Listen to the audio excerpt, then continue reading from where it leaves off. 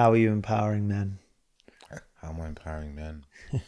I'm empowering them to love more authentically, love more deeply, love more openly, and to stay in love, even when it gets difficult.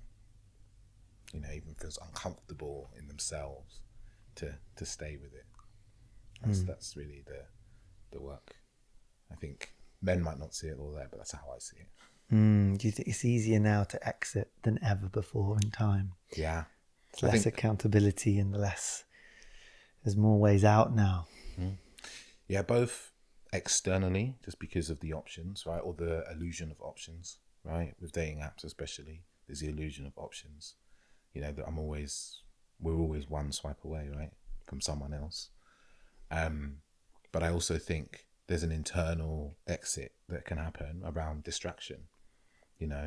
I can just distract myself from it, or I can just succumb to the fear, the worry, the anxiety, and pull myself out, distance myself, remove myself. I say myself, but men. Yeah. Because that's it, right? We got phones, we got all these other things to distract us. Yeah, we don't have to feel if we don't want to. No, we just avoid it, and we can switch from thing to thing, whether that's mentally, like just switching from thought to thought, fantasy. It's something I've been speaking to a lot of men about, actually, the way in which they disconnect through fantasy, or live in fantasy to avoid reality of the relationship they're in or the relationship they would like to have. Yeah, I never knew that was a thing until someone mentioned it around masturbation and how often I use my mind to almost disassociate from my body, or like the felt sense just become less of a priority, and it's more about imagining to get me somewhere. But very different. I mean, it's not right or wrong, but it took me away from myself for sure. So you're someone that really tells your story. Yeah. You're someone that tells your story, and I want to begin with this context on you and what happened along the way, because it's powerful when I see and hear people leading with that, leading with this is what was true for me, and knowing there to know where you are now in reference. So just bring us in with some seminal moments of what happened in David Chambers' life. I think about 23, I was frustrated with my own dating life. I felt I wasn't meeting women of the quality that I wanted to meet. So like a lot of men, I picked up a book called The Game, read it cover to cover. I found myself in a workshop, then a boot camp, and then weeks later I found myself teaching, not necessarily what people might look at as pick up as what I thought that was important for men, which actually is to just take action and get involved, right? Get involved and enjoy themselves and have fun with people and lead themselves in fun. And I did that for a little while. It was good fun. I learned a lot, and I made some wonderful friends, people I still know to this day. But then one of the big problems I found in that movement, I think it was probably the first, why is it really important? It's the first time I'd ever been in groups of men where it was completely supportive. Probably the second. The first I ever experienced was probably my cricket team when I was 16 years old. 14, 15, 16, I was in a cricket team, and we were so supportive of each other. It was amazing. And the second time I experienced that was probably when I was 23, 24, and I had a group of about 5 of us, and we used to teach together, we used to coach together, we used to hang out together, and we just had a lot of fun together with the aim of bringing other people into our fun. But some of the clients that used to start to come to us were men who, they didn't have a love for women. Their intentions were rooted in their own pain and the rejection or neglect that they felt they experienced. So I left that, just kept doing my day job, which was tech, software testing, kept going to workshops about awareness, consciousness, spent a lot of time at Landmark Education, which isn't too far from here. And then I think another pivotal moment came where I was probably about 27. I didn't really believe in relationships anymore. I was like, a relationship will not work for me. A monogamous, committed relationship is something that doesn't work for me. I had that decision in my head, and I met a girl and we got on really well. And for a year, we kind of had this on and off relationship, primarily because of my belief. And the end of it, I went to Brazil and came back and was like, okay, let's try and give this a go. And I was honest with her. I said, look, I just don't really feel that this works for me, right? There's too many expectations that I don't know about, and blah, blah, blah. 4 years later, we're still together. We're actually traveling. We're in Bolivia at this point, and our relationship had started to crumble over a year of traveling together through India, through Southeast Asia, flying over to Brazil, going to the Olympics. And it's like dream stuff, right? I'm living my dream, which is what I want to do, is travel the world. And our relationship was completely broken down. She's just walked out of the hotel and said it's over. I knew it was over probably weeks before that. I'm lying in the bed crying, and I make a vow to myself, I'm never going to let this happen again, right? And it's all down to my inability to express how I was feeling, ask for what I want, tell her that I needed space when I needed space. And I just got resentful and frustrated, projecting at her, but really at my own self. So after that, I think 4 weeks later, I was in ayahuasca ceremony. I'd planned to do it 4 weeks in, and it was a pivotal moment, that was, and came back from that travels about 8 months later. A lot more open, a lot more present, a lot more with people. And I sat down with some friends, one after the other over the course of maybe a month. And they sat down on my sofa in my place, and I'd say, how are you? They'd ask me about my travels. How's your travels? I'd tell them, half hour stories, all that kind of jazz. And then I'd say, how are you? I look him in the eye, how have you been? And 3 of the 4 of them broke down in tears. Not together, just different one-to-one moments, but over the course of 4 weeks. And I really just noticed, I was like, man, men are struggling. Depression, divorce, anxiety, family stress, like all that stuff they were dealing with. So it kind of just like rooted in my mind, like, men struggling. And how long ago was this? This would have been 8 years ago. 8-ish years ago, just over 8 years ago. It sounds like you were already curious about learning why you were the way you were. Yes. Yeah. That's something that started for me. I got given a book by a dear friend of mine on my 21st birthday when I was at university, called Conversations with God. And that book like altered how I perceived myself and my ability to, I kind of up to that point have just been like, well, the way I am is the way I am. Nothing can change. I'm the way I am because of my parents, and they can't change and I can't change. And I think reading that book was like, oh shit, I can change. I can be different to how the trajectory of my life looks like it's going. It's a subtle unconscious but belief for a lot of people. Yeah, and for some people, it's about their whole life. Or for some people, I find this really interesting with a lot of men I work with, is they'll look at, say, their body and be like, I can sculpt and change my body through exercise, through food, through diet, through cold plunge, through sauna, all these kind of things. And they'll be like, yeah, neuroplasticity in that area.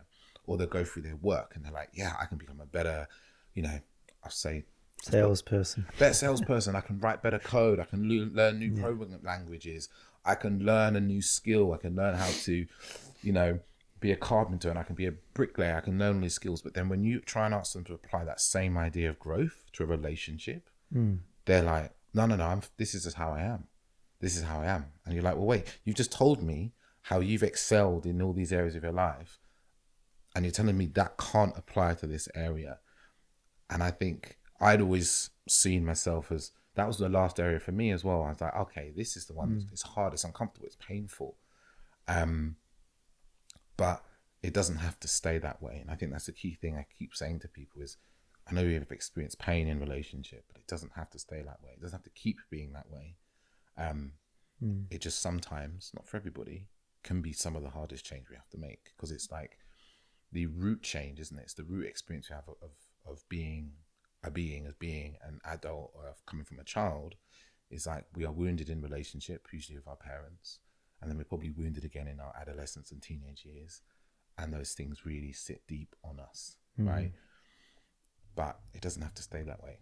But sometimes we will say it out loud, like, oh yeah, of course I can change that way, but unconsciously we still act as if that can't change, or that part of us doesn't have the kind of flexibility and the capacity to show up differently. And it's a belief. Yeah.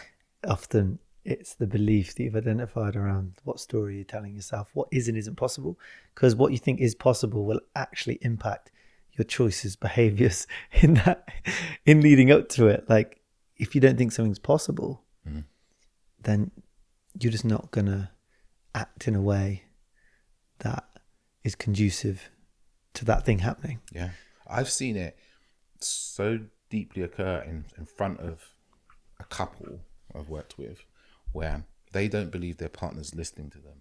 So when the way they talk to their partner is as if the partner isn't listening to them. So they don't necessarily say the things they want to say. They're saying the things they think will make their partner listen to them, right? And then the tone of voice they use to their partner causes their partner to feel defensive because they feel they're being attacked in what they're saying, and create an argument out of nothing more than perception that their partner isn't listening to them, when their partner's listening to them 100%. But it's all down to the belief. And I've seen this and witnessed it in front of me, and had said couple replay a conversation and be like, what did you say to him? Do you realize what you said to him? Yeah. And in the moment, she had no idea. She was like, I'm just telling him what's there. And then when he reflected back what was said, when I reflected back what I heard, it dawned on her what she actually was saying was a difference between what she was thinking she was saying was coming out of her mouth. And I think that's something we so often, when I talk to people and on Instagram or the work I do with people, is like, we think we're more conscious of what's happening than when we really are. And it's almost a bit of like spiritual self-development arrogance. You know, I'm not doing that thing. Okay, let's really see. But if we're kind of humble, willing to go, actually, let's see if I am doing that thing. Let's really look at it. That's when things start to shift and change. It's when we believe we're right. Yeah. It's the ego. The ego does want to prove itself right. It's kind of looking for that confirmation bias of that's just what it is to be a human with an ego. And we all have it. Like I'll look for that thing that will confirm what I fundamentally believe. So that's why it's so important for me just to understand like what I do believe and what story I am telling myself about this situation. What is my fundamental story? I asked someone yesterday, actually, what's your story about why you're together? Because that's the question for me that then opens up. It's like, are you here to help each other heal, like through your wounded parts that you are clear about? Okay, if that's the story, then okay, this is an opportunity to move into that a little bit. It's the story that we tell ourselves. It's so powerful. Okay, so back to you and the story you were telling yourself maybe at the beginning, because you were curious, you were doing a lot of work, but why do you think with that partner you were not able to like meet the lessons in that container? I just don't think I had the emotional maturity, the emotional capacity at that time. I hadn't quite learnt that this whole emotional piece was still a very foreign thing for me. Of all the work I'd done up to that point, it was a lot about the thinking and the old patterns and things like that. But the emotional expression and being with my own emotions and feelings and being with my partners, the kind of nervous system parts of that, I hadn't really touched yet, and I didn't really know. And it wasn't until I started to kind of dive into some of the emotional work and a lot of kind of shadow work that I started to see how I was responding emotionally was very shut down. The emotions were there, but I was shutting them down. I was shutting them down in her. And that was always causing a problem in the relationship. And it was just this, I had this general fear about showing up as me and asking for the things I want and experiencing rejection, which, you know, is a pattern from childhood, and feeling like I can't ask for the things I want because I'm just going to get told off and shouted at. And I took that into relationship, and I had to learn that what I wanted was okay to want, and was in turn okay to ask for, and then learn to be with the difficult emotions of, oh, this is me. I'm presenting who I am, and I'm putting it on the table, and I'm going to stay with the discomfort of being honest and open, and really be with the actual response, not the projected response, the actual response, which was usually always like, okay, that's who you are. Cool. Okay, great. But my expectation, my belief was that it would be rejection in some way. I'd be searching for evidence of rejection, or I wouldn't even put myself out there in my relationship because I'd assume my desires and wants would be rejected. I'd make a story out that that's what's going to happen. So it would always create distance in my relationships because I'd always be holding back. I'd always be creating resentment, project resentment onto them, but it was really about me and my inability to speak up and know what I was feeling and express that and ask for the things I wanted. So that relationship just couldn't work because of that dynamic. And I take a lot of responsibility for that. I don't think really she did anything wrong. A lot of the responsibility was on me. But we weren't in a container that was built necessarily for doing that work either. At that point in our lives, it just wasn't as a priority as, living, traveling, enjoying ourselves. And I think that this was just a necessary, it's like another step. Not that she was just like another stepping stone, or the relationship was another stepping stone in my life because it was important and meaningful, but it was another stepping stone to get me closer to the man I wanted to be, that I didn't know I wanted to be honest, at that time. Powerful. So you identified that men often are consumed with fixing everything outside of themselves. Why do you think that is? Why do you think men do that first, like the physical, the job, the financial, that try and look outside of themselves for the change? It's what we're taught to do. It's what we're taught is valuable, right? Men are taught that their value is in their production, what they create and what they do, the money they make, to some degree how they look. But it's all about what you can show, and what you can show is your house, your car, the job title you have, the job, the holidays you go on. Those are the things you can show to people to say, I'm a successful man, I'm a good man, I'm a valuable man. No one is asking a man, like, really, let's be really honest, like, as we've grown up, no one's saying, like, what's your emotional capacity to deal with, difficulty in a relationship? You can't show that to anybody. Can't. It's not something you can, like, on an Instagram feed measure. Exactly. You can't measure it. You can't, show it. Your parents can't put it in a CV and show it to their friends or anything like that. So we don't teach men about those things. He's really good at resolving conflict. So we don't care, do we? Yeah. We don't teach men that's important. For a very young age, we don't teach boys. We teach them about being the strongest, being the fastest, being the best at football, best at climbing, or whatever it is. We teach them that those things are important, and then it shifts into money. These are all things that other people can see. So it creates a deficiency internally in men, because we tell them that their internal world, maybe not directly, but indirectly, that their internal world is of no importance. And what would you say to that now? Wow. It's, if you neglect your internal world that much, like the feelings, the emotions, the pain, the difficulty, the patterns, if you neglect them that much, whatever you create externally will either crumble, right? Or it will feel really hollow. And I say this just from the men that I've worked with. I've worked with all manner of entrepreneurs and serial entrepreneurs, and they've come to me and their relationships are usually crumbling. And then we later find out that their business is crumbling as well, because there's so much internal strife that they're experiencing, because they don't know how to be with what they're feeling, and they don't know how to navigate the emotional aspects of life, and like a romantic relationship is a emotional entity, and even a business, more and more so now, is becoming, emotion is coming a lot more into it in the guise of like caring for your employees and the people you're building relationships with. Like, I feel that business is becoming, not completely, not at every level, but it's becoming less of a transaction, like a hard line transaction, and people are bringing more heart into it. And I just see with a lot of entrepreneurs, that's where they start to struggle, or there's an internal battle between they're doing the thing they think they should be doing versus what they want to do, and they don't necessarily know what they want to do because they've never learned to tune in and feel into what is important to them. So they spent their whole life doing what their parents wanted or what their society was important, but it feels hollow for them, and they start to feel this internal like strife and so forth. So it creates men that are disconnected, this idea, like really disconnected from themselves, disconnected from other people, a lack of empathy, a lack of care. We can just look at the way that we treat human beings, not just men, everybody, because that same idea has also been pumped into women, I think, more and more now. And we see how we are so lack of empathy for other people in the world. And that's what it creates. Yeah.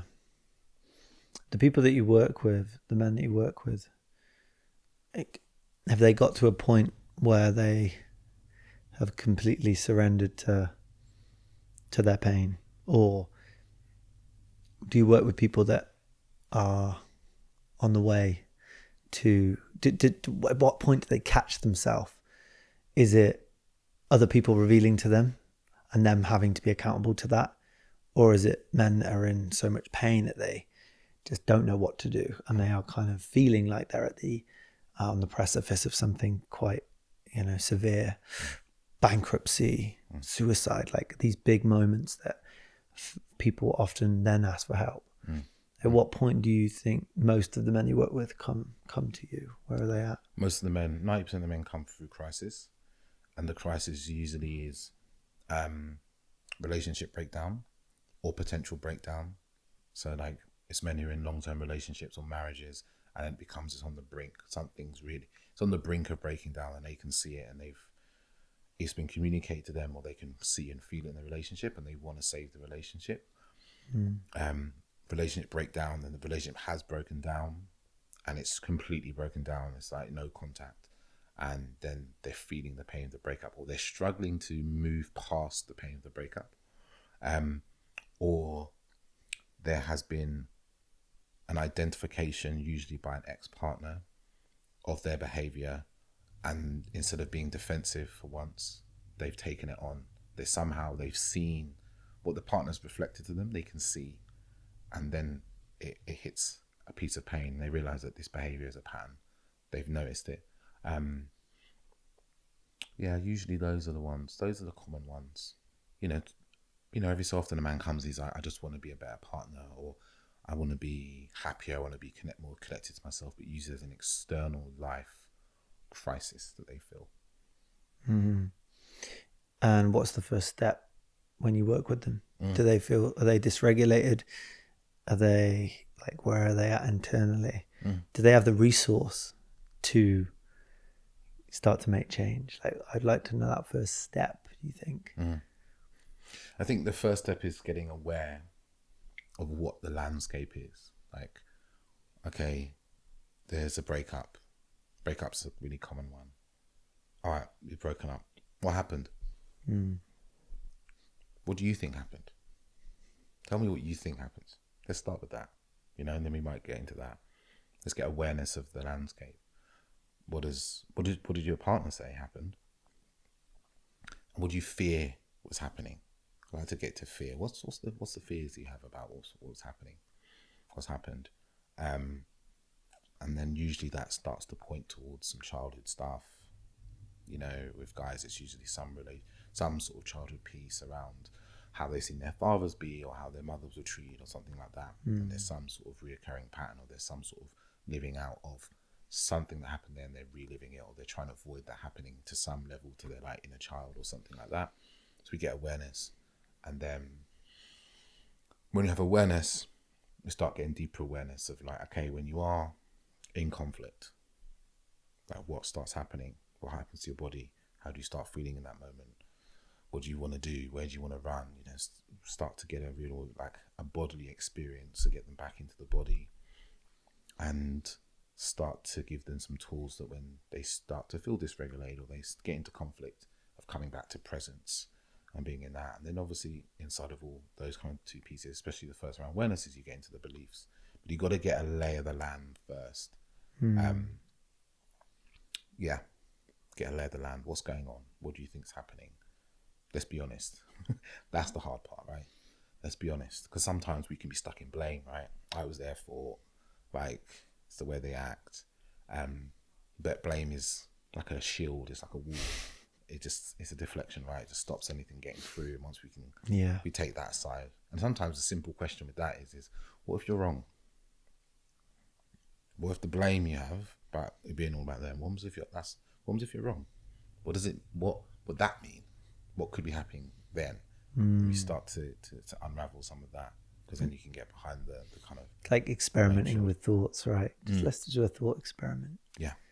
What if that was not true? Then what? Yeah. What would that even look like? Yeah. Yeah, it's powerful. And for those that are kind of still in relationship, I want to speak to that a little bit more, of those that are in the arena still, that are gaining more awareness of things. But then when they come into conflict, getting met there, maybe they're bringing in some new tools up, or even just trying to be with the pain a little bit more, and not getting into avoidance, not ejecting, like, okay, let's just be with this. Let's try and understand this together. Like, what's happening here? Though for those that are in the arena, like, but one person just isn't meeting them fully where they want to be met. Yeah. Then what? I think that's one of the biggest issues when it comes to conflict and relationship. When someone's willing to do the work and when someone isn't. Yeah. And maybe you're in coaching someone that is there and they're ready because they're with you. But maybe their narrative is still, they're not bringing their stuff. They're not being honest. They're not being clear. They're projecting. They're being defensive. They. What do you then, how do you meet that in this space? And it's a lot more common, or in my world, it's a lot more common than people think. You know, like I've worked for a lot of men whose female partners don't want to do the work. They're not interested. They're like either telling them it's all them, or they're just like putting their head in the sand. And yeah, I can think of really 2-3 people I've worked with in the last year even. That's exactly the way it was. And the key is it depends on your conflict style, right? Some men's conflict style is they go into the conflict and they're trying to deal with it head on as fast as possible. Like, let's talk it all out now, right now. Or something, let's talk about all of it right now because they feel anxiety about leaving anything, right? Some men they put their head in the sand and they want to run away. So depending on that is where they need to kind of lean in, where they need to change. Say for instance, the man is a kind of head in the sand type of guy. He needs to be able to like stay in it and stay there, stay open and be with the conflict. So when you say conflict style, you mean, is it linked to attachment styles? Yeah, it can be really closely linked to attachment style. Like people who are anxiously attached often they feel a lot of anxiety when an issue comes up. They feel like they're not okay if the relationship feels like it's not okay. So when conflict comes up, they're like, oh my God, it has to be dealt with now because the feeling is the relationship will crumble if it doesn't happen right now. Whereas avoidantly attached people will be like, well, I don't want to deal with this because there's the feelings and emotions here and I just don't want to deal with it. And they can really feel a kind of mental shutdown as well. But in terms of the question around they're not being met by their partner, there's a guy I worked with and his partner was not interested in any work.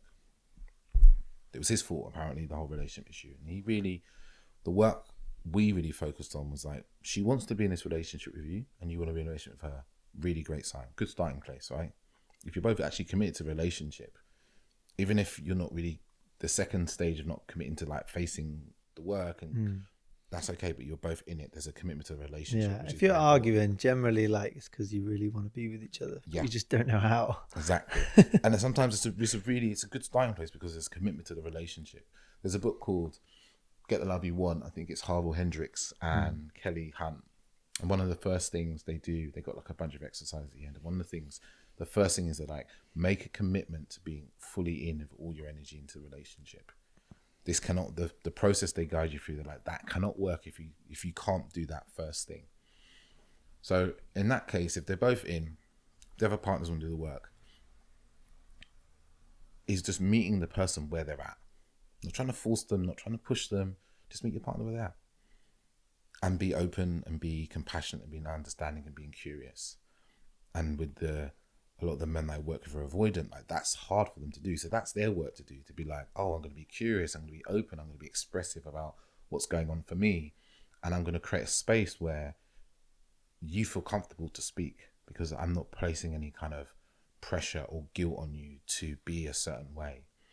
And that can be a slow process. It doesn't happen overnight, but over time, it shifts and changes. I've seen it a number of times where the female partner slowly feels safe to open up.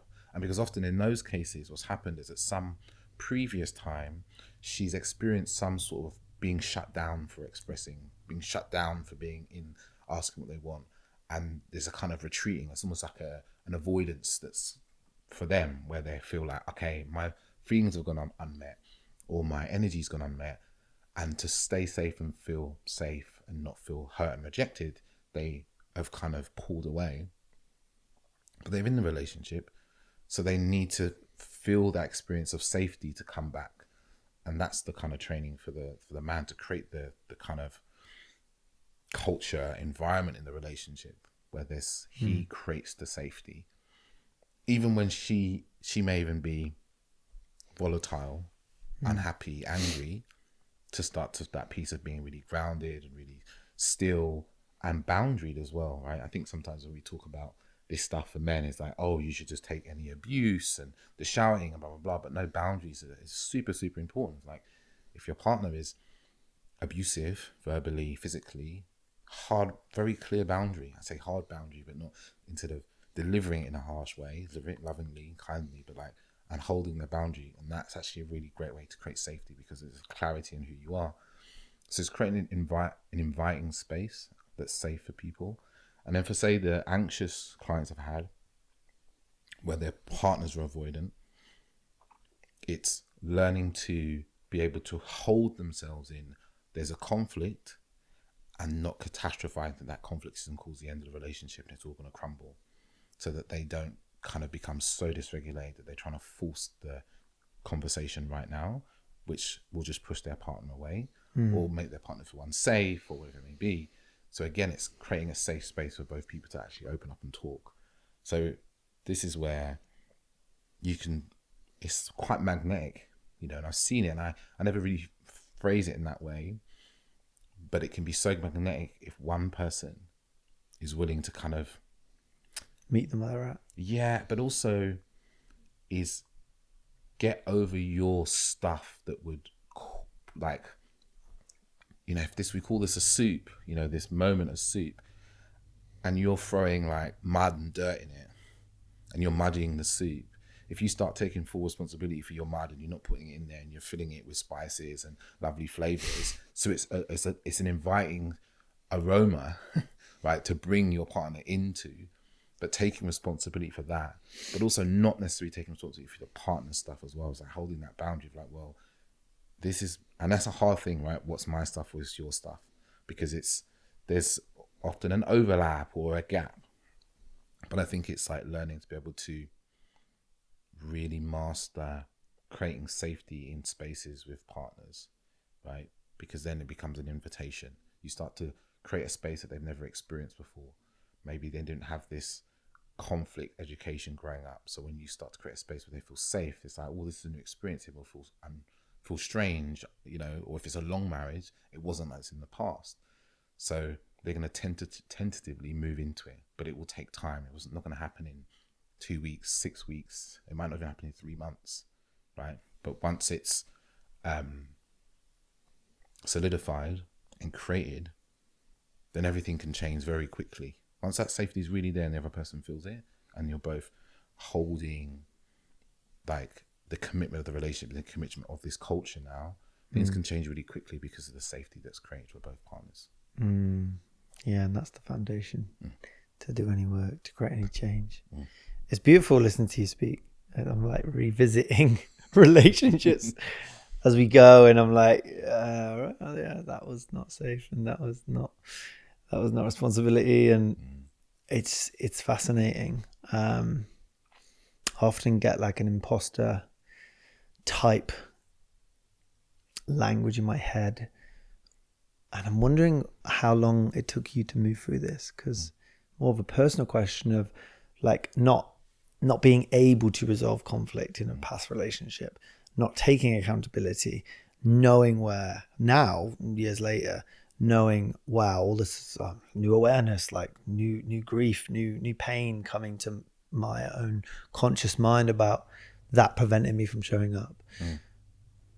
And now I bring it into a conversation like this, like talking about relationships, and I'm like, yeah, because of the pain that was experienced and things I didn't get to work through, I'm now saying now with new awareness, new insight, oh, this is how I'd show up. This is how I'd, be a bit different. But there's still that, I don't know, because I'm not in it. Yeah. So I don't actually even want to like start to speak like I know how it is, or I know the answers, because I couldn't do that in relationship. Mm. Because really, it's all, I can say so much about what I think I know, or what is the right thing to do, what's the right thing to. But as we know, in that space of relationship, when there's breakdown, conflict, not safety, our bodies go into a whole different state of survival, essentially, and our brains stop working. Yeah. All the tools go out the window. Yeah. And it's like sink or swim in that moment, quite high stakes. And I there's a great book from Jason Gladys. Do you know him? How to resolve conflict in high stakes relationships, whether it's with your boss because you're going to lose your job, or with your parents because it's like life or death, psychologically, and then the partner. But really, what I'm bringing in here is this kind of maybe someone had a failed relationship or like unsuccessful, wasn't able to show up completely, and then how they then step forward into something new.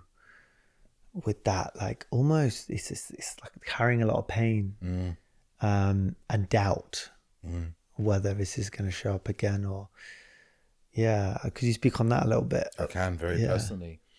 When I met my partner Orsa, I was very honest with her.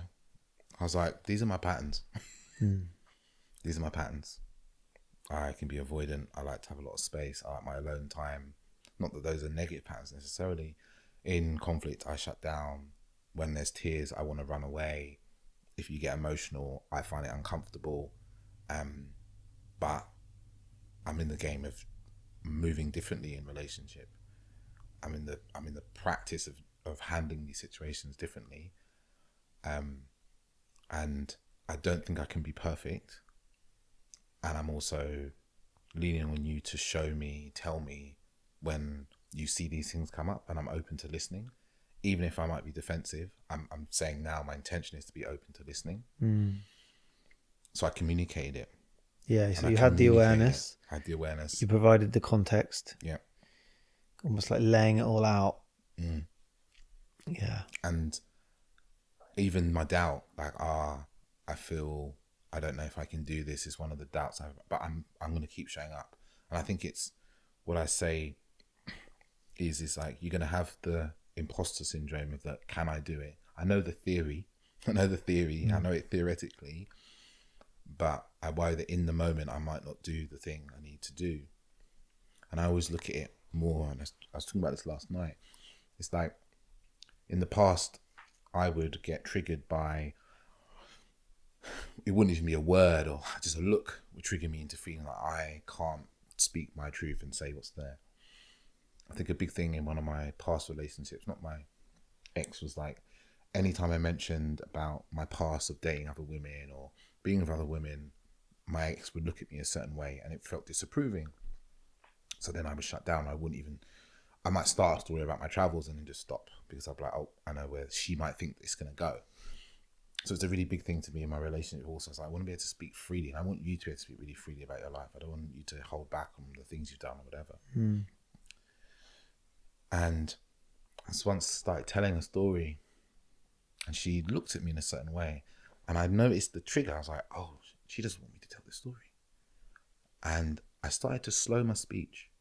And then I also remembered the commitment that we made to each other. So I kept speaking, and I overrode the trigger, because I was like, I don't think that the look on her face is what I fear it is. And then after I finished talking, I just checked in. I was like, oh, I got this look from you and blah, blah, blah. And she was like, oh no, that was, and like what she said it was nothing to do with me speaking. So I guess what it is I'm kind of saying is that, like, we have to really be committed to being the person we say we want to be, but also knowing that there will be moments where we kind of backslide. We will go back to revert to our old self. Like you said, it'll be high stress. We'll be tired. We haven't slept. Something else is going on in life and we're stressed, be dysregulated. So it's much easier to fall into our old patterns. But if we've got enough awareness, and that's the practice of going, oh, look, like meditation. Oh, I've lost focus. Caught myself. I'm going to come back to focus. And I think I see it more from that guise of like failure, recommit. I remember I was in one of John Wyland's containers a couple of years ago, and he said it. about failure and recommitting. And something I've really taken very, very seriously is probably a strong word, but I've really taken it to mind, because that's the piece that's really important. In like meditation, your mind is gonna wander. Yeah. That's not the problem. No, it's how you respond. It's how you respond. How do I bring myself back?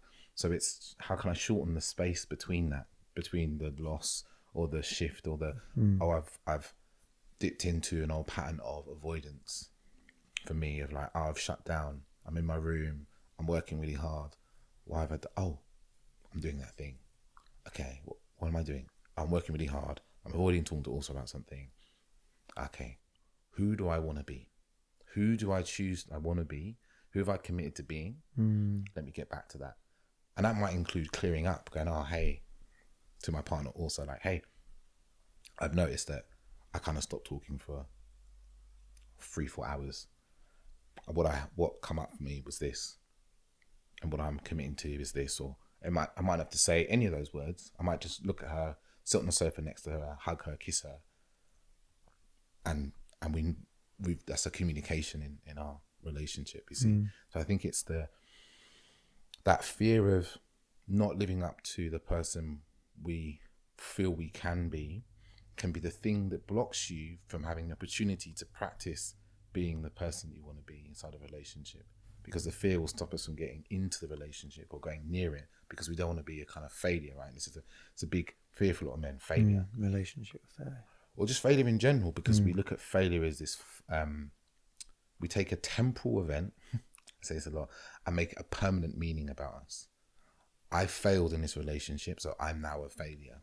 When in fact, you failed in this moment, and now you've got the next moment to make whatever you want to make of it. You can make the next moment a success, and then that you keep succeeding, and then there's gonna be another failure, and you're gonna need to recommit.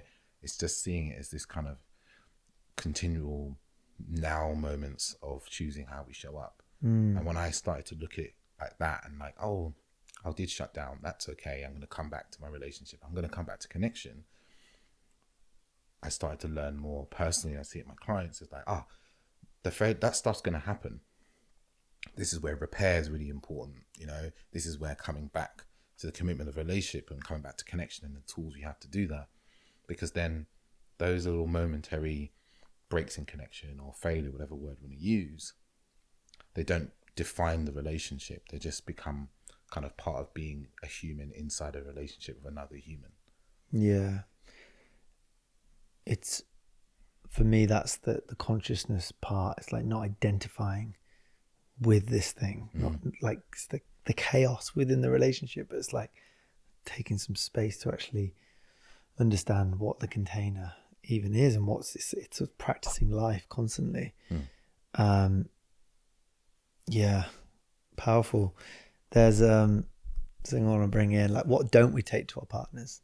Like, because this is overlooked often, I think, and it's what I experience creating containers with just men. I think it's really important to acknowledge and understand what we don't bring to the intimate, high stakes spaces. Yeah, I think it's something I spoke to Quentin de Camp actually a couple of months ago. We talked about this quite a bit, and I think it really depends.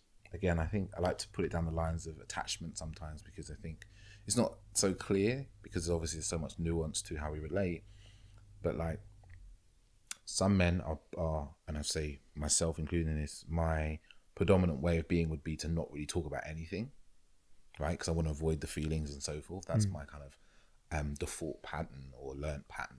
Yeah, same. So I won't talk about anything. Very comfortable in that space. Yeah, very comfortable in the silence. I'm very comfortable in talking about my life, and I still do it sometimes. I'll be like, also be like, who you she'll be like, oh, what, you running an event tonight? Yeah, I'm running this event for this company. And she's like, you didn't mention that. I'm like, didn't I? And I go, I'm really sorry. And she's like, oh, that's cool. My default isn't necessarily to talk about things. So that's an avoidant tendency as well. It can be, because it's an avoidance of sharing something about myself, which might feel vulnerable, because I might be worried about not doing it very well. Or that they won't care about it. They won't care about it, or me failing, or whatever it may be. Or and there's another one that comes up for me a lot, is like not wanting to get excited or too joyful about something before it happens. So if I tell also, she's going to get excited about it. She's going to be like, oh my God, that's really amazing. You're doing so well. And those, for me, because I didn't get those words of praise as a young boy, they feel uncomfortable to me still. It's still like, oh, words of affirmation. Okay, I want this. I do want this deeply, but part of me also is like uncomfortable about not living up to that when it actually happens. So it's a part of the avoidance. It's like a part of like sharing stuff that feels vulnerable, that could be joyful, it could be judged, whatever. So for me, it's a practice of like sitting down and like talking about my life and going, oh, I'm feeling like this, or this is what's going on for me, and I'm worrying about this and stuff like that. So then she gets brought into my world. Isn't that everyone? To a point, there's like a spectrum of it. I'm like, could be a lot of people. Yeah. But then some people want to talk about everything all the time. Yeah. Because of those people, I don't bring it.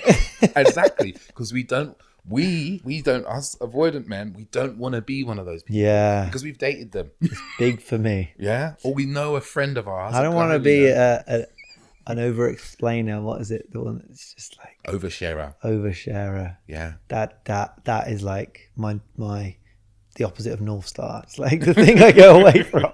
South Star. And the thing is a podcast episode I listened to, Diary with the CEO, and he had this guy about charisma, and he said something really I thought was so profound that I think I have like got the paragraph and sent it into the men's group that I'm running. And he basically said, he's like, when we have a fear of, in this example of being an oversharer, right? We're so like, oh my God, I cannot get near oversharing. It's like a big no for me. It's disgusting. We feel repulsed by it. What happens is, to avoid that, we undershoot sharing so much. Like if we're going to put this in like say a basketball term, we're trying to hit we're trying to hit a 3-pointer from the halfway line, right? But we're so scared about overshooting it. We're so scared about overshooting it because that's our focus. Like, I can't be an oversharer. Like that's whoa. Yeah. The whole nervous system feels horrible about that. So we like loop it up and it barely even hits the 3-point line. Right? But we don't need to really worry about actually being an oversharer because we're trying to undershoot so much. So what we need to learn to do is actually go past what feels comfortable. So that would be to actually step into what feels like we could be oversharing. And we'll feel uncomfortable. It's like, oh, I'm sharing too much here. But actually that's the practice, because we need to stretch ourselves so we can actually like get the ball in the rim. Yeah. Interesting. I've got another piece I'm going to bring in. Because we're so used to like undershooting so much because we don't want to go anywhere near it. Whereas some people, they are oversharers, you know. They'll tell you the same thing 5 times in different emotional ways in the same night. They'll talk about tiny things and go into all this emotional depth. And their job is to learn to hold it within themselves. The containment of like, I'm going to be with my own experience instead of having to like dissipate it to someone else, so I don't have to be with the kind of emotions in myself, right? So there's this piece around finding what is reaching our edge. So I guess in relationship, one of the key things I think is that as men, we need to not make our partners our therapists. And that's something that I think we have to kind of figure out. And then obviously there's another part. There's also some thoughts we have, because we have a lot of thoughts, man. We have some really disgusting and nasty thoughts about our partners. And I know this from being in enough men's groups and even spaces with like WhatsApp chats with some of my friends. And those thoughts need an outlet somewhere. But the person we don't really want to have that conversation with our partner necessarily. We might want to have that conversation with a friend or a group of friends until we distill it down to like the fear and worry, the concern or the desire or the need or the request that we have. And then we bring that request to our partners. Yeah. Or there might be some emotional difficulty we're dealing with that we go to our friends with. But it's finding that balance, because every man's kind of default pattern can be different. Because there is some, it has to find a line where our partners, and I think this is something that happens to men a lot because we don't have emotional relationships with other men, is that we make our partners our emotional processing units. If we don't know how to process emotions ourselves, we don't have ways to say shift anger and grief, or we don't know how to touch our sadness and worry, because we might just sit down on the sofa with our partner and they'll go, is there something up with you? You go, I'm not sure. And then she'll start asking us questions. And before we know it, what we actually just entered into is a therapy session, which we're always going to enter into that at certain points in our relationship, because it's kind of part of a relationship. But if that's a constant thing, and I don't know what constant, I can't give an exact definition of what constant looks like, it really does erode a relationship. And that's why having other men, having other friendship groups, having a therapist, having a coach can be so useful, because you go to other places to process things with people who are also, they're impartial, they can be more honest, they don't have to kind of pander to your insecurities like a partner might have to sometimes. Or if a partner gave you an opinion in certain things, you get quite triggered because they're your partner, you love them, they love you, you have a particular type of relationship. Whereas if your friends, your male friends who you look up to who are wise, they probably give you some very sharp feedback, and you'll take it in a very different way than you would with your partner. So there's all these different dynamics, but I think the key is having other people. And I think that's the big problem that most men have, is that they don't have other people in their lives who they could turn to with stuff. Absolutely. In a healthy way.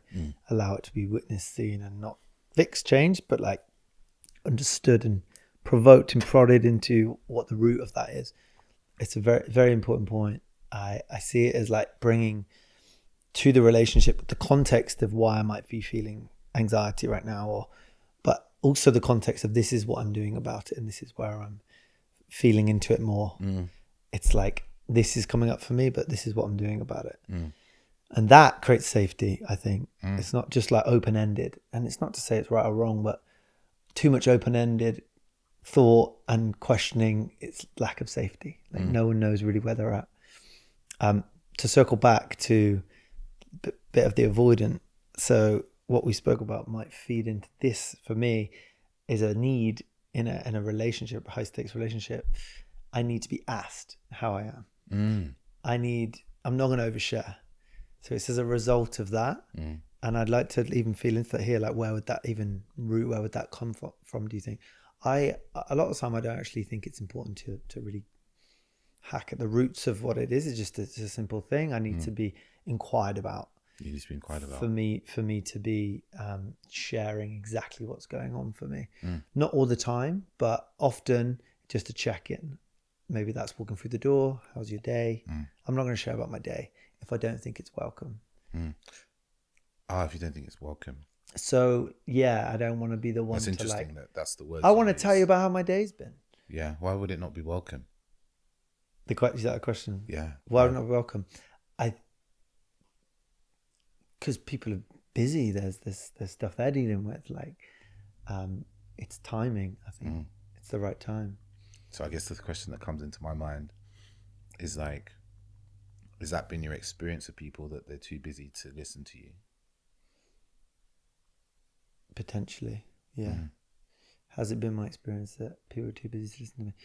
I think it's that I just was never inquired about. Like the depth of me was never really welcome. It was curbed. It was, oh God, are you a psychologist? Like, well, you have to think so deep about this. It's like, it's the strength, it's a superpower that I've always had to ask big questions of myself and of the world. And that was definitely like, there was a line drawn because it created too much. So you felt judged for your, not just your experience, but like your expanded thinking about things. You felt judged. So you felt like you were like, oh no, tone it down. Yeah, a lot. Tone it down. Yeah. It's too much for me. I'm being too much. Yeah. Yeah, for sure.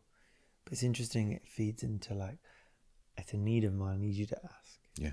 For me to bring it. Where we have wounds, we create needs.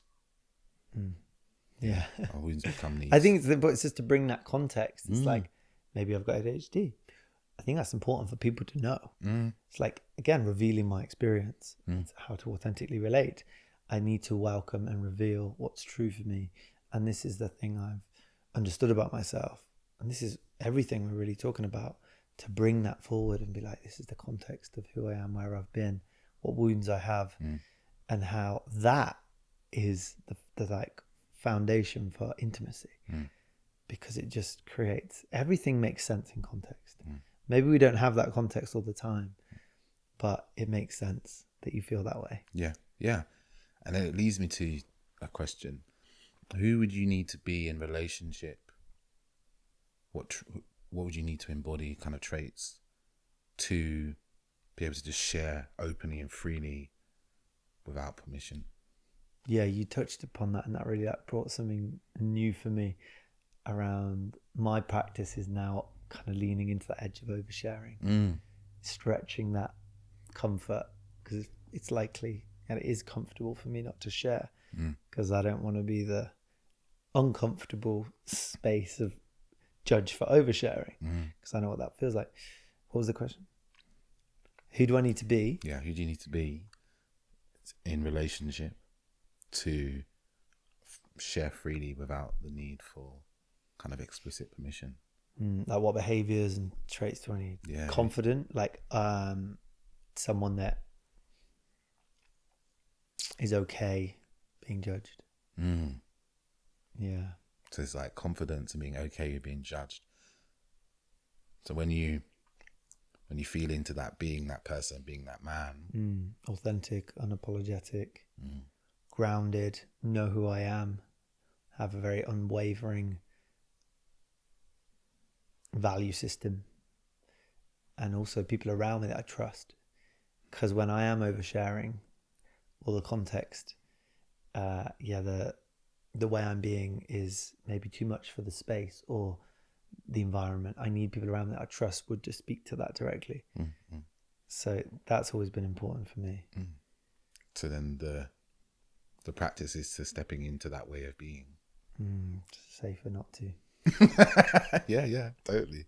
Because stepping into that way of being would eliminate, would get rid of the need. Inhibit, yeah. Remove it. Yeah. You wouldn't have that kind of very like, I need you to be this way so that I can be the way that I want to be. You could just be the way you want to be. Bit codependent. Well, we're all, it's okay to have needs for us to feel safe, but when we become aware that we can just choose to be the person we want to be, we don't need permission from our partner to be that person. And then we could basically, we get not rid of them, but we don't need their permission. Then we can just be who we want to be. Yeah, they can have their needs too. Yeah. And we also then, in a very kind of beautiful way, if we've had a conversation like, oh, I know that I have this need from you, of you asking me and inquiring into me, but I'm going to step into being the person, actually, because by having that need put on them, the responsibility of you being the person you want to be becomes their responsibility. They become responsible for you being the man you want to be, being confident, being unafraid of judgment. And then you become tied to that. And then it also becomes a resentment, because if they don't ask you, they're not allowing you to be who you want to be. If they forget one day, or they don't ask in the right way or anything, and then it can create a loop of resentment. Whereas if you just step into being that person as often as you can, then they're free. They can just be them, and you can just be you. You can accept you, and they're going to accept you anyway. Is that the goal? To be who we want to be. Yes. For me, it's like, we're going to always have needs. We're human beings, we have needs. Our partner will never meet all our needs. There'll be needs that they can't fulfill. There'll be needs that they forget to do sometimes. But often when there's a wound attached to our need, it's like, I need you to do this for me so that I can feel safe. It's like, well, why don't I work on feeling safe? If I work on feeling safe, then I don't need you to do that thing. You might do it anyway, but that safety I can create in myself, and I can bring that into the rest of my life, instead of hoping that you're going to give me the safety for me to be the person I want to be, or for me to take that into my life. Then the responsibility shifts from being on them to do the thing for us, to us taking it on and them being the person we want to be. It's almost like soothing. It's like me speaking to the need and then getting that need met. I'm like, yes, I got it. And there's a beauty in it, because it also, I don't think that's healthy though. But there's also there's a healing element to that, right? In that, but it doesn't have to be this way around. There's a healing element, because if your experience in past relationship or in life is that people aren't interested in you, you experiencing your partner being interested in you starts to shift and heal that part of you that doesn't feel that people are interested in you. But if they don't do it, one moment, one day, one afternoon, then that part of you will still be triggered. Whereas if you start confirms it. Yeah, because we're always looking for that confirmation, that the belief we have. Whereas if you're just really firm in your like, oh, I'm gonna be this person and I'm okay, I'm not judging myself, because some of the judgment comes from self, then you're also creating that confidence in yourself to embody that way of being. And you're giving yourself the permission, you're doing the kind of reparenting that you never got, or that you never got from past relationships, to be you. And then you start to see the acceptance that's just happening without the permission being sought from your partner. Who do you not work with? Is there people that you say no to? I'd like to know some context on that. Yeah. Who do I not work with? I don't work with people who don't really want to do the work. Like if I see that I have a kind of, some people say, I've had old coaches say it's quite an involved system. I like to have a couple of calls with someone before I even say to them that this is how we can work together. And if it becomes clear that they just want to just talk endlessly about stuff, not really about them, but blaming other people, or they don't really take on the work in between, then I don't really want to work with them. It's not fun. Or sometimes people are so entrenched in their way of being or their beliefs that they just don't really want to get out of it. They just keep repeating. And it's just not enjoyable. It's not enjoyable to be with. So I'm a no to that as well. As long as someone is open, you don't have to be fully open. You can be afraid of whatever. A lot of people who come to me terrified, tears on the first time we ever speak, very common for me. I have zero judgment about that. But there has to be a level of like, okay, I want this to change and I'm going to do something about it. I'm willing to do something about it. Might not be 100% of the time, because none of us are perfect, and that's totally fine. But like a consistency in like, okay, I want this to be better. But some people don't want to, and that's irrespective of gender. Some people want to stay in the pattern, or they want to stay in the belief because it's comforting to them. Even if it's painful, it's familiar and there's a comfort in it. And they don't really want to get out, because the unknown outside of that belief or that way of being, or the new relationship or the new job or the new career, is more terrifying to them than staying in the pain they currently are in. Yeah. Rejection of the call, that'll happen a few times. I asked the guys on an integration call who just went on retreat with, what part of you wants to stay the same, or what part of you is trying to go back to how it was. I'm like, really inviting people to shine a light on. It could be very warranted and a part of you that just doesn't want to do it. Don't want to go through it. Yeah. And commit and continue to do something that's actually quite challenging, which is feeling. Because it shines a light on so much of you and others, and and it's okay. The weight of gold almost. Yeah, and it's okay sometimes. Like, I think this is the beauty of looking ourselves at these kind of multiple entity parts, is that you can be like, okay, there is a part of me, just acknowledging that, like acknowledging that there is a part of me that doesn't want to go anywhere, that would rather just be comfortable and be easeful and just be in the pain. And there's a lot of power in just acknowledging that and going, okay, but there also is a lot of parts of me that want, there's also what I really would love and all these different things.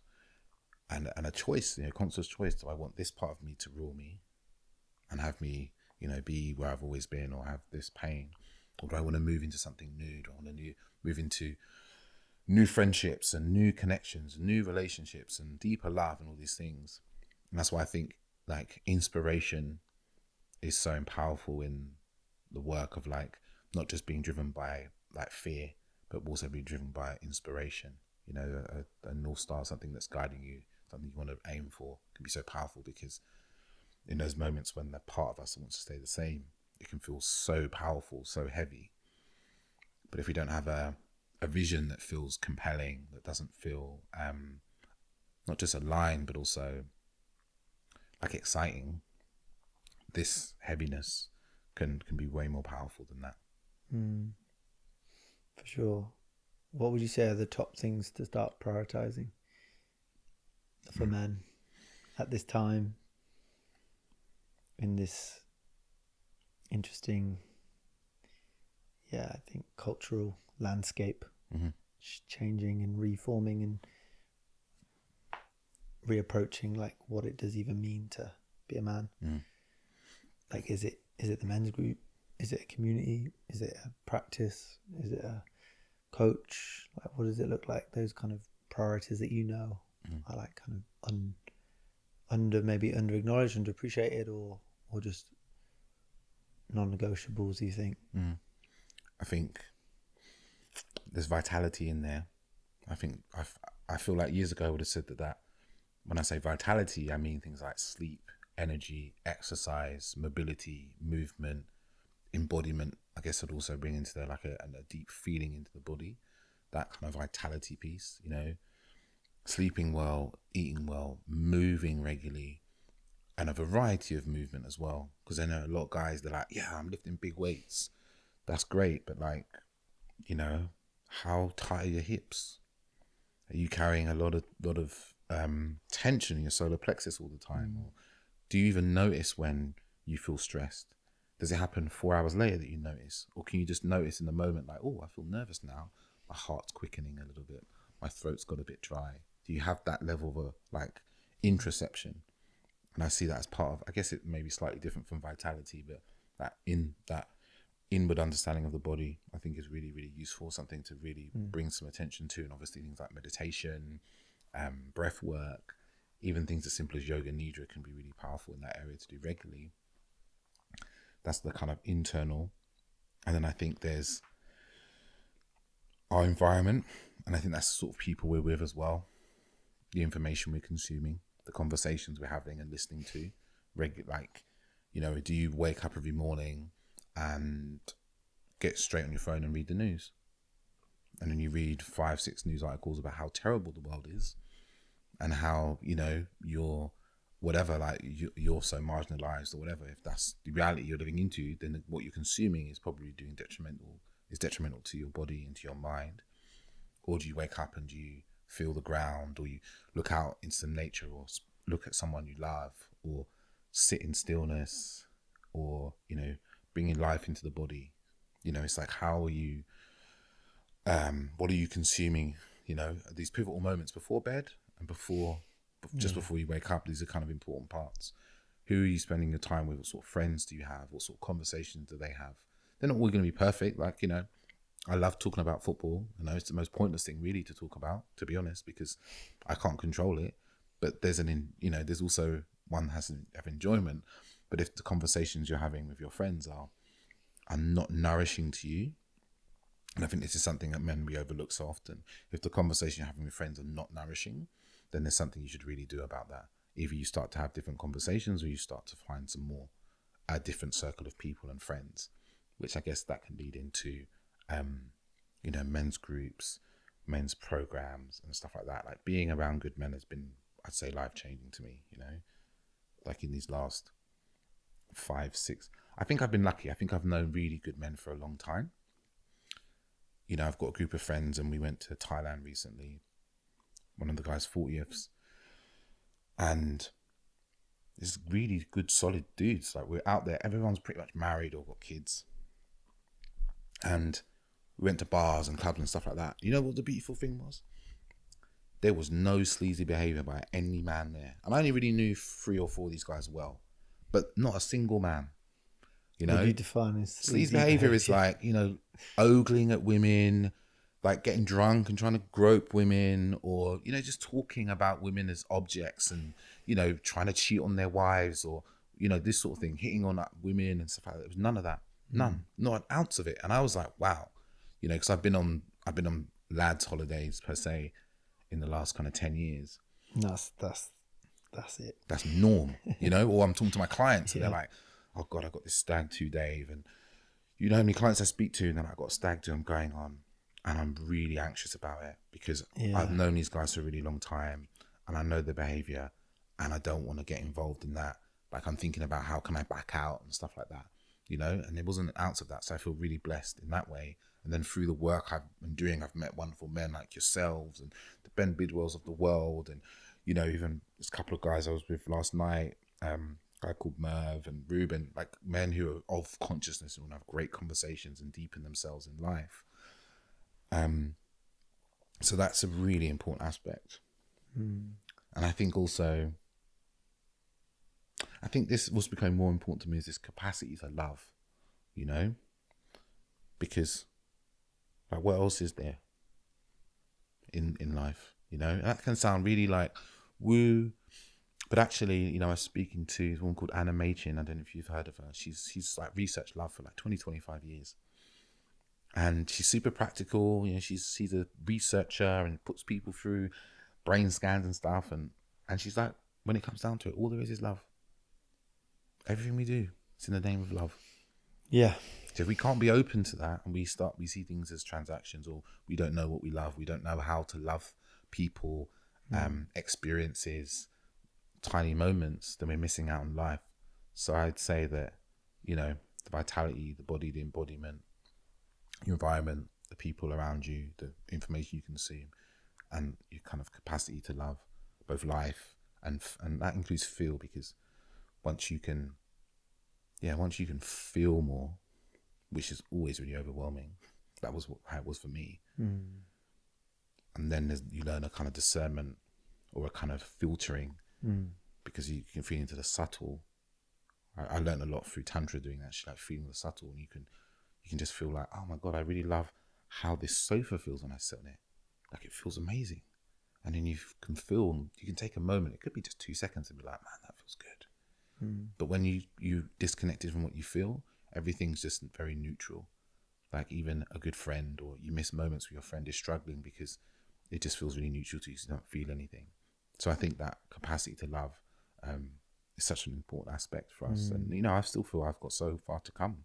You know, when I get stressed, then my capacity to love becomes impaired. That's my thing. What stresses you? Work, money, baby. Now baby. Relationship. Those are the main things that give me stress. Not much else does. There's not much else in my life, to be honest. You should describe your life. I describe my life in a few words. But like, those are the things that give me stress. And I really saw this. And I've known it for many years. But like, when we get stressed, that's when our patterns are far easier for our patterns to creep in. You know, and I think that's why so much of the practices and the men's work and the stuff we do is taking ourselves into experiences of stress, body stress, that can be through certain breath practices or certain embodiment practices, and being able to stay grounded and present and heart open. You know, because if we can take that kind of lesson, remembering that our body has one stress response, we can take that into our relationships, into our work, then it means in the moments when there's stress, when we might have lost our shit and lose our heads and stuff like that, we've got like an embodied experience of staying grounded, and we can nurture that and use that in those moments. So my practice now is,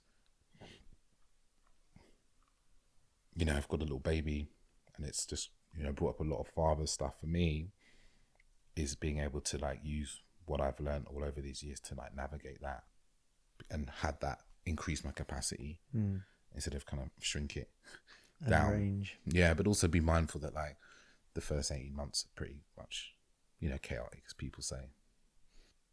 Yeah, man. Beautiful. Let's wrap it up. Anything we've not touched upon that you want to speak to? I'm sure there are many things. There's so many things. I could say 100 things. It's an unfair question. But anything is like that's present with you and you want to like Yeah, like what's really alive for you now, like in this time and in this season of your life, fatherhood, and maybe Yeah. will you be stepping into more of that space of Talking about fatherhood. yeah.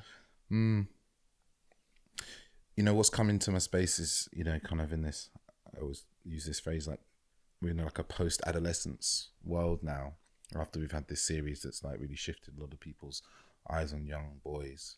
And I do some work going into schools and talking to young boys about anything from relationships to online influence and stuff like that, is how that series, as much as it's about a little boy, and he is a little boy who's been influenced in many ways, it's actually about fathers. Yeah. And that's the part about that series that really touched me. It's about two fathers. It's about the impact those fathers have on their kids and how those kids respond to the impact that they've had. And you have Ashley Waters, his son, who is virtually scared of him, you know, doesn't trust him, doesn't feel important to him, feels neglected by him, feels second to his job and his career.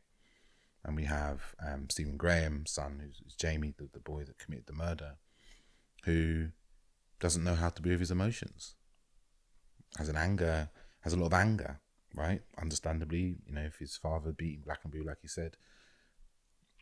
But how their way of being has impacted their sons. And I think what's really kind of alive for me, and this is something I've been thinking about for a long time, just because of, you know, having a baby, is like how we show up as men to the young boys in our life. And it doesn't just have to be the ones that your children, young people, girls as well, right? It doesn't have to be your children. I've got a nephew, he's 5 years old. I've got a son, he's 10 months old. And it's like, what sort of man do I show them they can be? Or what's possible for them as young boys and what's possible for men to be. And like, it's just become it's really come to my, you know, more to the forefront, because that show talks about incel culture and it talks about male violence and stuff like that. But actually what they've done really well is just showed fathering and the deficit that's occurring, whether that's because of working so much and leading to, you know, family or pursuit of career, or fathers who didn't really want to have children and all these sorts of things, and a lack of emotional capacity, lack of emotional regulation, all these things. But like the fathering and how we show up for the children in our lives, like as men, there's a really big impact, you know. We really have an impact to have, and it's just, I think it's good that it's come to the public fore again. But there also needs to be, there's a societal shift and change, I think, possibly in the way that we talk about men, but also even a policy level, because there's enough evidence to see now that a lot of the struggles that men are experiencing, not just because men are lazy and stupid and because the patriarchy is ruining our lives, there's institutional issues and problems. You know, the Lost Boy report came out recently, and that has some very interesting statistics. You know, for the first time, for instance, I think this is something I've not seen people talk about, and this is not a negative thing at all. For the first time, women between age of 18 and I think 24 now out-earn men at the same age group by 10%. So for that age bracket, there's now a gender gap again, but it's the other direction. And again, there's a lot of things like men not being in work and education and so forth. So we need to really look at, I think there's an important structural and policy level changes that we need to be making. And it's good that these reports are coming out now, and we can stop with the narrative of men are just lazy and stupid and predators and so forth, because that... Where does that narrative come from for you? Well, I think Where have you heard that? The lazy stupid, you watch TV, you know, there's always a dad man character that's they portray as lazy and stupid. Homer Simpson is the classic one, right? You always think of lazy stupid.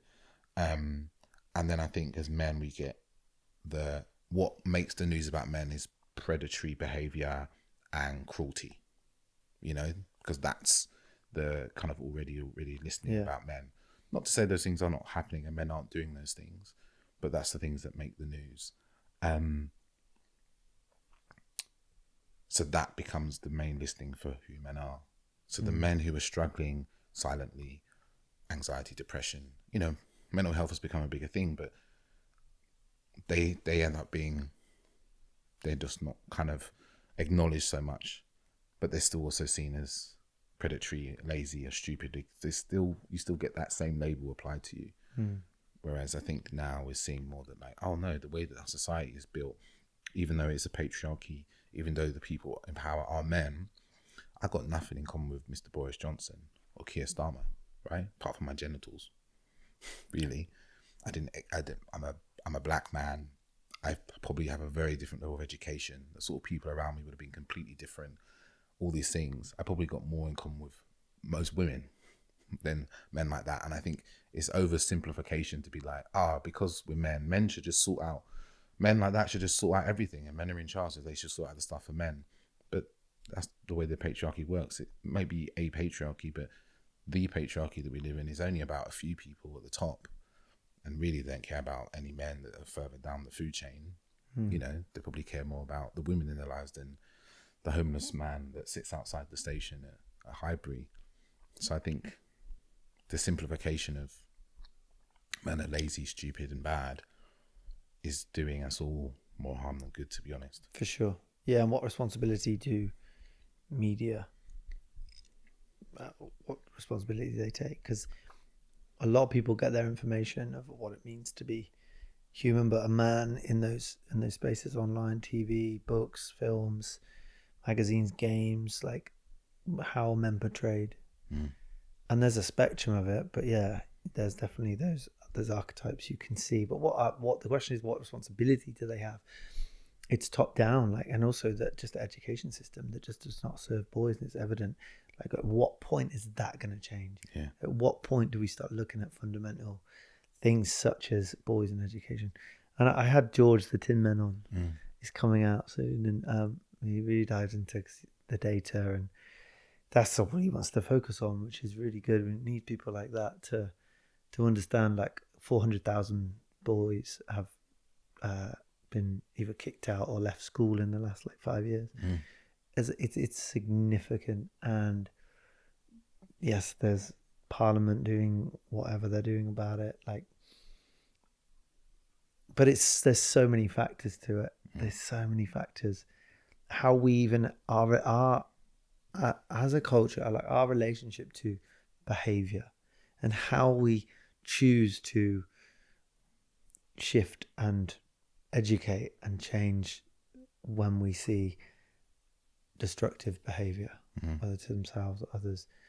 It's like, I don't think it's very mature how we face that. It's like, I see just a big gap of mature people speaking about these issues. It's like, I try not to get caught up with that. But what the series did do was, and you point to it, it's like fathers not being present energetically, physically, emotionally, whatever it might be. And those two main characters that were like, it just left a lot more questions than give answers to. And I think that's what the magic in it was. It wasn't trying to fill in the gaps. It was trying to highlight the gaps. And yeah, it was powerful, shifted a lot. But at the same time, it's like, we can't look to this for the answers. We need to we need to actually understand what our role in this is as men, and it's really important. So the most important conversation. I'm doing some work with Journeyman next week. Yeah, Journeyman. I've heard of them. Yeah, they do rites of passage for young boys, and archetypal work, initiation. Fantastic. It's based on Joseph Campbell, and trying to feed that into culture in a way that test, but around there's 40-50 staff, all these men coming together that are doing this kind of work, and for young boys to be around that type of energy, it's way more than just policy. It's way more than just let's do this, just changing the data or the facts and the figures of how we operate and work. But I also talk about food, food systems. No one brings that conversation into what's happening with young people. There's so many factors to it. Yeah, poor quality food. Yeah, all this junk food that we've been eating. Yeah, all those additives and sugar and all these things, busy parents, Yeah. everyone's working, like everyone's stressed, like the impact on kids, I think, people often ask me, like, do I think it's harder being a child now than it was in the past? I think kids kind of have different issues, but you just need parents who are really able to and have the capacity to be really switched on to what they need. And I think that's the really hard thing, right? It's like the pressure on parents, the pressure on teachers is so immense. So immense. Like, I've been into schools and I don't know how teachers do it. I know there's record levels of teachers off work with stress. Like, and that's a statistic that doesn't get talked about too much. Like, and teachers leaving the profession because of the stress. How many men and women did you know that went into education that have now left? I knew a lot when I first graduated uni, and now I think I can probably count on one hand. Yeah, a lot left. They've left. They've gone to. I've got a good friend of mine. She qualified as a teacher here, and now she's teaching in Tanzania in a private school. So it's a different ball game. Underappreciated, underpaid. Yeah. Who would do that? I wouldn't do it. I wouldn't do it. It's horrible. Yeah. I've been in the schools and I've had classrooms of boys and sat with them and like, you need to be like a bouncer. More than half the job is this managing their behavior. Teaching, that's the easy bit. Teaching them stuff, that's easy. You need to manage their behavior to get to the point when they literally, the schools I went to, they literally have security guards. Wow. Well, they call them behavior, there's a name for them, but they're old bouncers. There's a guy at the school I went to, I won't name the school, but he would have been a bouncer 10, 15 years ago. And he's in a school and like he gets called to a classroom and there's disruptive kids. So what does he do? And he'll look at them. He's got sternness to him. He's got a presence that can move a boy and be like, come on then, you're coming out of here. You're going into what they call isolation now. Isolation. Yeah. And I think that you were saying about like the system around schooling and how archaic it is. And the way that it's very similar to like prison system to me. Yeah. It's not about rehabilitation really and getting people into a place of being like really great in society. Yeah. It's about removing them. How can we remove this person? And I understand really, if they're being disruptive, but actually really what we want is as many, I don't know if the word is, but I'm going to use the word functional citizens in the society. That's what we really want. People who are engaged in society, right? That's what, I guess, some level, that's what the government want, people who are engaged in society. That's why the conspiracy theories creep in. But, the number of... Do they? The number of boys that are going to leave school with no education, little to no education, because they've been kicked out of school. And, their behaviour isn't... understand that we need a certain level of behaviour, but there must be enough studies to see what works for the behaviour, and it doesn't seem to get into schools, and they're stretched, man. Every school I've been to, stretched. Every school you go to, stretched.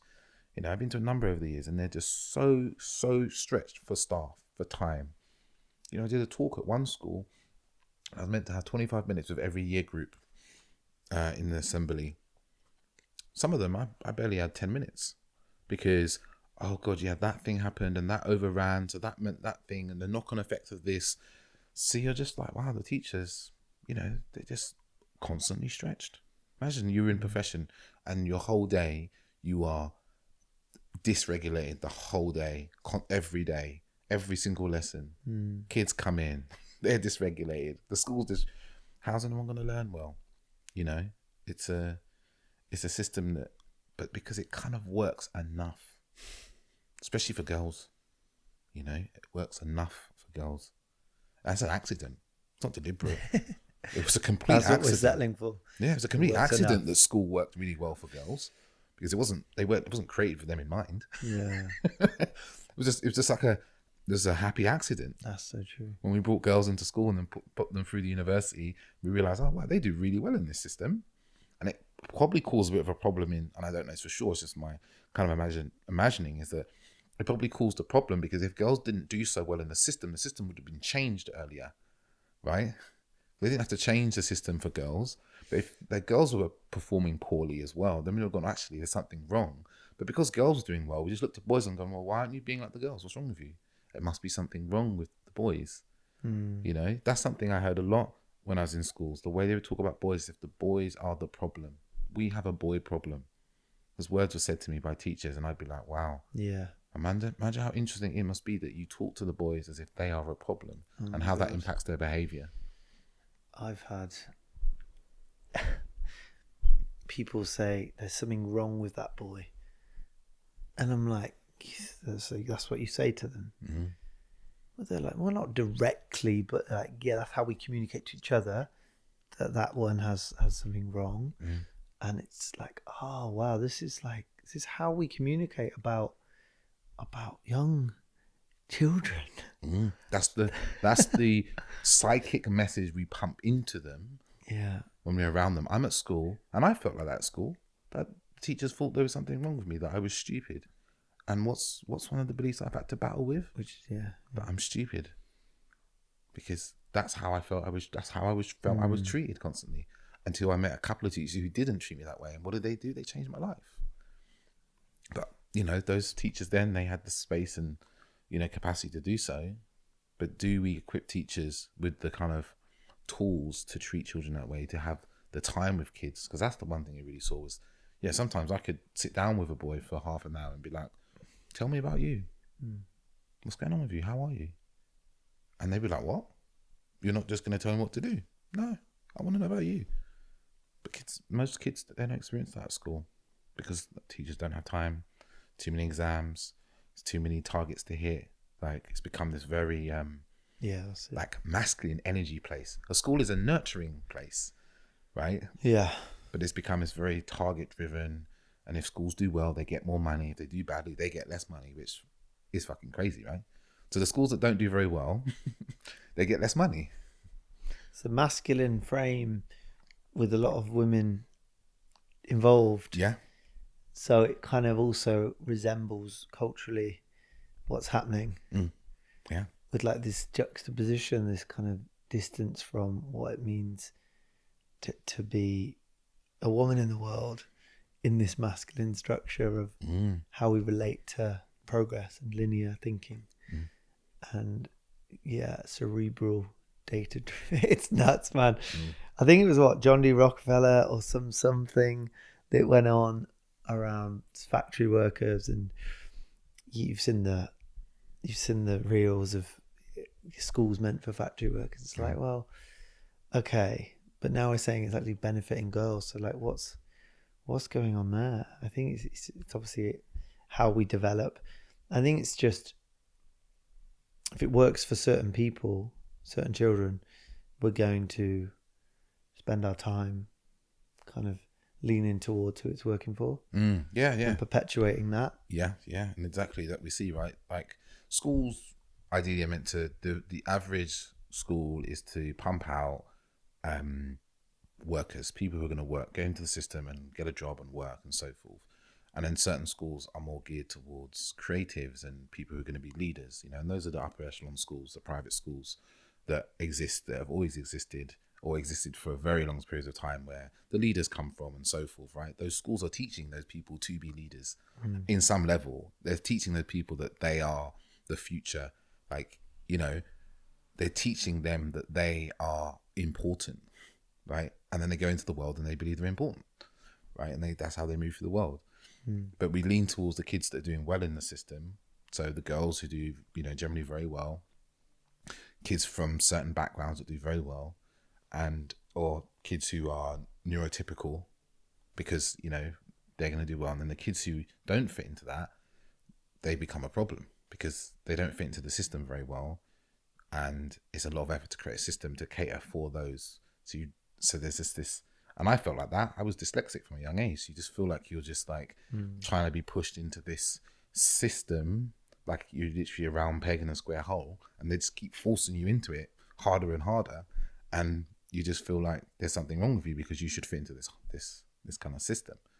But I guess what we're missing is like a like variety in how people learn, being able to give them a pathway to help them learn, but also gain confidence and some level of skill they can take into life, because some people aren't book smart. They're not, it's not their thing, right? They're going to go and create businesses and drop out of university and all that kind of jazz. But how can we nurture that young boy who is dyslexic or does have ADHD or has autism, but still give him enough confidence and belief that he can create the things to do something of his life that is meaningful to him, and not just leave him finishing school feeling like a lack of confidence and feeling like a piece of shit. Big questions. I don't know what the answer to that is, but I'm sure there's, there's so many different types of schools. There's Steiner schools, there's Montessori schools. Yeah. Like, some of these places, they've been trying to tackle these things. I don't know statistics around how well they work. I'm currently listening to a book based on a lot of Steiner's principles. Yeah. And it's something I'm probably going to start looking into more and more in the next couple of years, like these different types of schools and different types of education. I've had clients who do homeschooling. I've got one of my old clients who homeschooled his young boy, and his boy was like 2 years ahead on pretty much every subject. And he was only doing about 3 or 4 hours a day. Yeah. Like, I don't know what the impact is of not going into school. He does lots of other activities. But, Yeah, it's a non-negotiable for me. I will be homeschooling. 100%. It makes no sense. It's actually, I think it's traumatic. I think it's actually irresponsible. Sounds radical to put your child through like all that. I think it's the work I've had to do is mainly, if I was truly honest, was mainly because of school. The work I've had to do on myself to reset, to come back to my presence, to come back to my connection, play, and just understanding of fundamental like needs, responsibilities, boundaries, like all the masks that I wore were from school that I've had to like meet and like go on a process to understand like who I am at my essence. It's like, yeah, I'm sure that's the same with you. It's like a lot of those people who choose to do that can alchemize it and use it for advantage. And it's also I was someone that was like, I identified with what they were telling me, that I'm an average person. I am bang average. And I had to like reframe that. Like, I was average at everything they wanted me to do. That's fine. I can understand that now. But it doesn't mean I'm like, it's a wild west. Yeah. Anyway, let's wrap up. It's like a part 2. I'm glad we touched upon it. It's really important for people to lean into that conversation. Yeah, man. Thank you for coming. Thank you for being on the pod. It's great to meet you finally. And yeah, I could listen to you all day. I really could. You got such a beautiful energy behind your words. It's good, man. I see you. I see the work you're doing, and yeah, I'm definitely going to get into a relationship and I'll knock on your door. I can see it now. Yeah, man. Where can people find you? Where can learn about you, your podcast, and your work, and meet you in person, etc. No. Thank you, man. Thank you for having me, man. Thank you for having it. Thank you for like, we took some back and forth to get it sorted. But I'm so glad we got to record in person as well. As you were saying before, like a different energy to sit in a room with somebody and like look them across the eye instead of just a screen. People can find me. Instagram's usually the best place to find me. I spend too much time there. Podcast, you can find The Authentic Man with David Chambers. You can find it YouTube, Spotify, Apple, usual places. They're the 2 best places. I got a website, I don't use that much. It's there if I remember to update with the things I'm doing, but that's the kind of best place. But Instagram's the kind of best place to be, or the podcast, which comes out twice a week, actually 2 episodes a week. Oh wow, really? Yeah, I do a episode of a guest, usually a longer episode in the midweek, and then I do a short episode that I do on the weekend. Is that just you? Yeah, just me. Usually like 10-15 minutes. If you want to dip your toe, and there's usually very precise topics, very actionable, relatable stuff. Usually comes out on a Sunday. More Connor beaten. Yeah, I like that idea. I copied it. I'll be very honest. It's good. Yeah. When I saw it, I was like, "That's a really good idea." It works. Yeah. Yeah, man. It's a lot of commitment. and you've got an avoidant course happening. Yeah. Avoidant men. Yeah, so I've got a program for avoidant men. I work with a lot of avoidant men because that was my experience, and I think they're an underserved market. Not necessarily underserved market, making it sound like they're not humans, but when it comes to like dating and relationship stuff, what a lot of the information out there is really geared towards people who are anxious. Really, a lot of the content, and I think it can leave avoidant men feeling like there's nothing they can do, that they're broken. And I really just give them a pathway into healthy relationships, taking a lot of things that I've learned, I did myself, and I've worked with me and my clients, and kind of created that into a 12-week live program. I'm kicking that off on the 22nd of April, so this will probably come out after that, and I'll probably run it again this year, probably one more time or two more times. But yeah, I think it's a program I really love running because I see huge shifts in the men because of where they're coming from. Yeah, knowing who you're working with, so important. Yeah, to bring that. Yeah, like we're all sharing this experience. So powerful. And there's no shame. You're in a container, and there's no shame about you being avoidant and the fact that you shut down and you struggle with your emotions. There's no shame because we're all in it. Do you think being really cynical and judgmental is avoidance? Yeah, that's a big piece. Like black and white thinking of being like, I know how everything is. Everything's very black and white. Like I know I'm right, I'm wrong, or this is how everything is. Because it's an avoidance of having to like, I'm right, you're wrong. Yeah, or like this is how the world is. Yeah, it's like a very controlling way of being.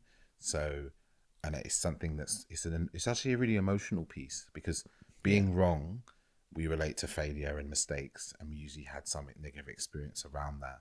So we can be like belligerent with our opinions and all things that I dealt with, being incredibly belligerent with my opinion, mean, cruel to people, overly opinionated about things I didn't know that much about. Yeah, I had so much judgment towards other people. It consumed me. Yeah. For so many years. I knew it was there. I was very aware of it. I knew it wasn't about them, but I just couldn't stop it. No. Turn the tap off. It would just come out. At train stations, I'm like, oh God, I just can't like go anywhere without judging people. And I laugh now, but it was really a lot because I just couldn't be present. In front of people, I'm just like, oh God, I'm judging the way you look, dress, talk. And I just like, really, I just knocked me out of presence. Yeah, join the course. Gets in the way of connection. Beautiful, man. Thank you, sir. Yeah.